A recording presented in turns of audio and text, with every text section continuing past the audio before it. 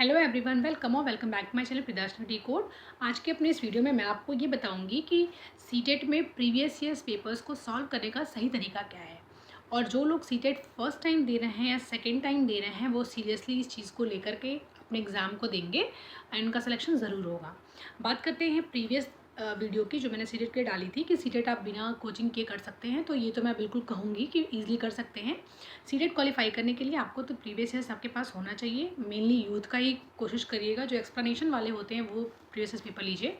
साथ ही साथ जो हिमांशी मैम का जो सीडीपी का जो लेक्चर है 4 घंटे का वो देखिए। मैराथन क्लास हिंदी इंग्लिश के देख लीजिए। मैथ्स के लिए जो भी उन्होंने पेडागॉजी सेक्शन का मैराथन क्लास दिया है वो देख लीजिए। एंड लास्टली आप कर लीजिए ईवीएस, जो उनके जो प्लेलिस्ट हैं उनमें 24-25 लेक्चर्स हैं वो कर लीजिए। 24-25 लेक्चर, यस 24 या हाँ 14-15 जो भी हैं वो लेक्चर्स देख लीजिए। आपका इजी सीटेट क्लियर हो जाएगा। बात करते हैं प्रीवियस ईयर्स की। तो प्रीवियस ईयर्स को सॉल्व करने का जो सही मेथड है, मुझे नहीं लग रहा कि हर कोई उस चीज़ को फॉलो करता है। हर कोई बस ऐसे टिक मार्क करके और क्वेश्चंस को ऐसे दिमाग में बैठाने की कोशिश करता है, बट ये सही तरीका नहीं है। सीटेट में जो मेन पोर्शन है वो सीडीपी का होता है। मतलब हम ये कह सकते हैं पेडागॉजी हर पार्ट में आएगा, चाहे आप वो हिंदी करें, चाहे वो इंग्लिश करें, चाहे वो मैथ्स करें, चाहे वो साइंस करें। आपका पेडागॉजी सेक्शन 15 नंबर का सारे सेक्शंस में आएगा। इट मीन्स कि अगर आपका सीडीपी पे अच्छा कमांड है तो आप जो बाकी के पोर्शन में जो आ रहा है आपका पेडागॉजी सेक्शन, आप वो इजीली कर सकते हैं।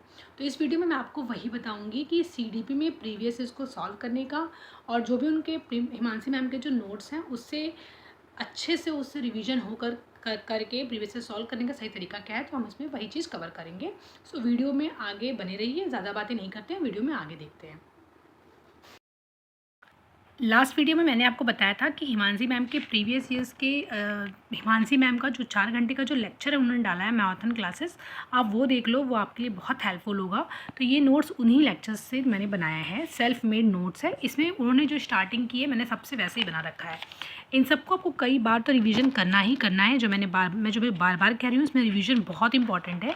साथ ही साथ इसमें जो मेन इंपॉर्टेंट चीज़ आपको ध्यान रखनी है, जो हर साल आपके पेपर में सीडीपी में आएगा, वो है ये 3 साइंटिस्ट के नाम। पूरे सीडीपी में जब आप पढ़ेंगे तो आपको साइंटिस्ट नहीं, थिंकर्स, 3 थिंकर के नाम आपको पता चलेंगे। वो कौन कौन से मैं आपको यहाँ पे क्लियर कर देती हूँ। पहले जो थिंकर हैं वो हैं आपके पिगैट, पियाजे भी कहते हैं कुछ लोग, मतलब हिंदी में शायद पियाजे भी कहते हैं। तो मैं दिखाती हूँ आपको। ये है पियाजे, वाइगॉस्की एंड कोहेलबर्ग। ये 3 थिंकर्स जो हैं ये पूरे पेडागॉजी को कवर करते हैं, बहुत इंपॉर्टेंट तरीके से कवर करते हैं। तो आपको करना क्या है, आपको इन सब के जो स्टेजेस हैं वो पहले क्लियर कर लेने हैं कि किसके कौन से स्टेजेस हैं और किसने क्या बोला है। तो अगर हम पिगैट की बात करें या पियाजे की बात करें, तो पियाजे के जो स्टेजेस हैं वो हैं sensory motor, pre operational, operational and formal operational. तो क्वेश्चंस यहीं से बनता है कि कौन से इसमें से आपके ऑप्शंस में आ जाएगा कि कौन सा इसमें से पिगैट का डेवलपमेंटल स्टेजेस हैं, कौन से कॉग्निटिव स्टेजेस हैं, ये मतलब कौन से स्टेजेस हैं, ये यहाँ से क्वेश्चन बन जाएगा। यहाँ पे जो मेन इंपॉर्टेंट थिंग हमें ध्यान देनी है तीनों थिंकर्स के बारे में, वो ये कि किसके बारे में इन्होंने बात किया है। तो पिगैट की बात करें तो इन्होंने कॉग्निटिव डेवलपमेंट की बात की है, और वहीं जो वाइगॉस्की जो दूसरे थिंकर हैं उन्होंने बात की है किसकी, सोशियो कल्चरल एस्पेक्ट्स की बात की है। तो आप उस लेक्चर, हिमांशी मैम का जब लेक्चर बनाएंगे तो ध्यान से इन सब चीज़ों को नोट करिएगा, और जहाँ पे उन्होंने हिंदी में लिखा है चीज़ें, उसको हिंदी में लिख लीजिएगा अगर आप इंग्लिश मीडियम के हैं तो। यहाँ तक ये आपको इस तरह से समझ आ जाएगा। इसके बाद उन्होंने जो तीनों जो बताया है कि तीनों थिंकर्स के बारे में, तो ये थिंकर हो गए। थर्ड थिंकर जो हो गया, जिसको मैं कहती हूँ कि थोड़ा मुझे कम अच्छे लगते हैं, वो है कोहेलबर्ग।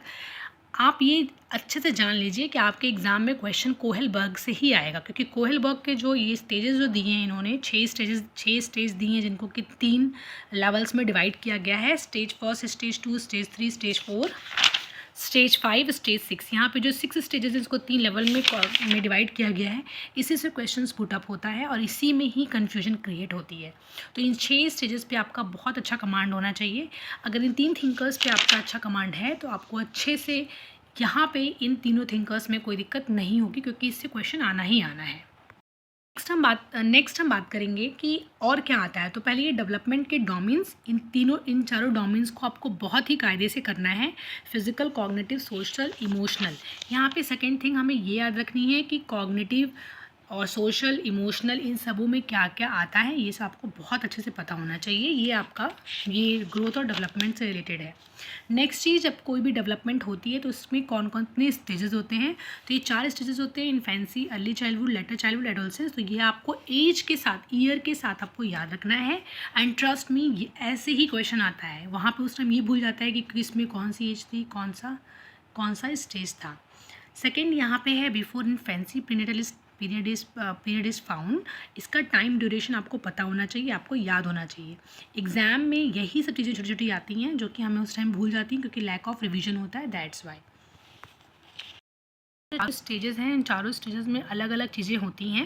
लाइक अर्ली जो चाइल्डहुड है आपका, जो 2 to 6 ईयर्स होता है, इसको हम अलग अलग पीरियड्स के नाम से जानते हैं। तो यही अलग अलग पीरियड के नाम से आपको क्वेश्चन पेपर में सेट हो जाएगा और पूछ देगा कि किस पीरियड में क्या आता है। तो आपको ये बहुत अच्छे से कर लेना है, यहाँ पर ये ध्यान रखना है। खूब रिविजन करेंगे तो ही ये चीज़ें क्लियर हो पाएंगी। Second is nature and nurture. इन दोनों में क्या डिफरेंस है, क्या कौन है, ये आपको ध्यान रखना है। किस साइंटिस्ट ने किस थिंकर ने बोला है कि ये दोनों इक्वल रोल प्ले करते हैं डेवलपमेंट में, तो वो आपको याद रखना है। नेक्स्ट जो अभी आपको याद रखना है, प्रिंसिपल्स ऑफ डेवलपमेंट में कौन कौन से प्रिंसिपल्स हैं। जब आप वो मैम के लेक्चर देखोगे तो आपको वो सब वहाँ से मिल जाएगा। इसका एक अच्छा सा नोट्स रेडी कर लीजिएगा, हैंड रिटन नोट्स होने चाहिए वो आपके सेल्फ। इसके बाद इस बार के एग्जाम में, मेरी एग्जाम में जब मैंने दिया था तो प्रिंसिपल ऑफ डायरेक्शन भी आया था। तो आपको इन दोनों से फेलोकॉर्डल और प्रॉक्सिमो डिस्टल, इन सब के बारे में पता होना चाहिए और अच्छे से आपको इसको भी प्रिपेयर कर लेना है। और ये जो सीडीपी में फर्स्ट चैप्टर है वो ग्रोथ एंड डेवलपमेंट का है, तो वो यहाँ तक क्लियर हो गया है। सेकंड चैप्टर में आपका मोटिवेशन आता है। फिर मोटिवेशन में आपके और साइंटिस्ट और थिंकर्स के नाम आएंगे, लाइक स्किनर और इन लोगों के नाम आएंगे। तो आप जैसे जैसे प्रैक्टिस करते जाओगे, आप जैसे जैसे नोट्स को रिवाइज करते जाओगे तो आपको चीज़ें क्लियर होती जाएंगी। लेकिन अगर रिविजन नहीं करेंगे तो आपको क्लियर नहीं होगा। इंटेलिजेंस से डायरेक्ट क्वेश्चन आता है कि इंटेलिजेंस का फॉर्मूला क्या है, एवरेज इंटेलिजेंस क्या है, ये सब डायरेक्ट आता है। तो आप उस नोट से प्रिपेयर कर लीजिए, आपको बहुत हेल्प मिलेगी। सेकेंड थिंग इज़ दैट कि अगर आप इसको तो आप प्रिपेयर करो ही करो, मतलब ये तो लेक्चर आपको करना ही करना है। साथ ही साथ आपको ये देखना है previous years questions. Let's see कि प्रीवियस ईयर्स क्वेश्चंस कैसे आते हैं और कैसे आते हैं, मैं आपको बुक में दिखाती हूँ। पेपर लिया है 5 जनवरी 2022 का। तो यहाँ पे अगर आप ये जो क्वेश्चन सॉल्व करने जाओगे तो आप चेक करो कि हर सेक्शन में कहीं ना कहीं वाइगॉस्की, पिगैट एंड कोहेलबर्ग, इन लोगों के क्वेश्चन ज़रूर आए हैं। तो आपको करना क्या है, आप जब इसको सॉल्व करो तो आपको जो क्वेश्चन बार बार, जैसे कोहेलबर्ग, वाइगॉस्की और इनके में बहुत ज़्यादा कन्फ्यूजन होता है। तो मैंने क्या किया था, मैं आपको दिखाती हूँ। तो मैंने क्या किया था, जो भी कन्फ्यूजन वाले पार्ट्स है ना, मैंने उसको एक अलग ही नोट में प्रिपेयर कर लिया था, ताकि इसको मैं बार बार देखती रहूँ, बार बार मेरी आंखों के सामने से गुजरता रहे। तो इसी में मैंने यहाँ पे कोहेलबर्ग का भी बना लिया था, ताकि मुझे दिखता रहे कि कोहेलबर्ग ने कौन से स्टेजेस दिए हैं, बार बार दिमाग में आता रहे। Good boy, good girl, orientation, social contact orientation क्या है, तो ये बार बार मेरे दिमाग में ऐसे आता रहे, इसलिए मैंने इसको अलग से एक नोट में प्रिपेयर कर लिया था। तो अगर आपको भी फर्स्ट टाइम में सिलेक्शन पाना है तो कुछ स्मार्ट लर्निंग करनी पड़ेगी। स्मार्ट लर्निंग में आपको ये करना है कि जब आप प्रीवियस से सॉल्व करो, जो क्वेश्चन आपको लग रहा है कि बार बार आ रहा है, बार बार और कन्फ्यूजन बहुत ज़्यादा है, उसका एक अलग से नोट प्रिपेयर कर लो, जो जो चीज़ें हैं। तो मैंने यहाँ पे इसको अलग अलग प्रिपेयर कर लिया था, तो ये उससे मुझे बहुत हेल्प मिली थी, क्योंकि लास्ट टाइम मैं इसको भी देख ली थी, तो इससे मुझे बहुत ज़्यादा हेल्प मिली थी। तो आप भी ऐसे कर सकते हैं, आपका CDP में अच्छे नंबर आ सकते हैं। उसके बाद जब मोटिवेशन के बाद जब आप मोटिवेशन सॉल्व करोगे तो उसके बाद आपको लास्ट में एक दिखेगा डिसेबिलिटी वाला सेक्शन की कौन कौन सी डिसेबिलिटी बच्चे में होती है। तो डिस्फेजिया, डिस्ग्राफिया, डिस्मॉर्फिया, ये सारी डिसेबिलिटी आपको उसमें मिलेंगी। तो उसके लिए भी मैंने एक छोटा सी ट्रिक बनाई थी। मैंने क्या किया था कि उसको अलग से एक पेज पे लिख लिया था। अभी इस टाइम पेज गायब हो गया है शायद, बट मैंने उसको एक अलग से यहाँ पे मैंने देखिए लिखा है। ये इसमें फिक्स है कि बार बार ये आने वाले हैं, डिस्फेजिया, डिस्प्रेक्सिया, ये बार बार आते हैं। तो आप ये कोशिश करना कि इसको एक ही जगह बार बार लिख लो, एक पेज पे रहेगा तो बार बार आप देखते रहोगे। तो इस तरह से अगर आप करोगे तो CDP में सारे क्वेश्चन भी सॉल्व हो जाएंगे और कहीं आपका मार्क्स भी नहीं कटेगा। नोट करने के लिए मैंने नहीं बोला है, मैंने बोला है कि आप वहाँ से वो जो आपको भी जो भी इन्फ्रेंस निकल के आ रहा है वो नोट कर लीजिए। अगर आप वो इन्फ्रेंस एक जगह नोट कर लेंगे तो आपको बहुत हेल्प मिलेगी बाद में रिविजन करने के लिए। एंड सेकेंड थिंग कि वो दिमाग से फिर निकलेगा भी नहीं। डिसेबिलिटी पे आपको बहुत अच्छा फोकस होना चाहिए, क्योंकि कुछ ही डिसेबिलिटीज़ हैं जो बार बार रिपीट होती हैं, डिस्फेजिया, डिस्मॉर्फिया, तो ये डिसेबिलिटीज़ देख लीजिए। बस इतना आप कर लेंगे तो आपका CDP अच्छे से निकल जाएगा और CDP पे आपका अच्छा कमांड रहेगा। तब तक अभी प्रिपरेशन करते रहिए। तो मैंने आपको अभी ये दिखाया कि किस तरह से आप स्मार्ट लर्निंग करके सीडीपी में अच्छे नंबर पा सकते हैं। अगर आपका सीडीपी बेस्ट होगा तो बाकी पार्ट अपने आप अच्छा हो जाएगा, क्योंकि 15 नंबर तो सीडीपी से ही आता है, पेडागोजी सेक्शन से ही आता है। आपको करना कुछ नहीं है, मैंने भी आपको बताया कि बस प्रीवियस ईयर सॉल्व करिए। जो क्वेश्चन बार बार रिपीट हो रहे हैं, बार बार आ रहे हैं और कन्फ्यूजन वाले हैं, उसको एक अलग पेज पर उसके टॉपिक्स को मैंशन कर लीजिए।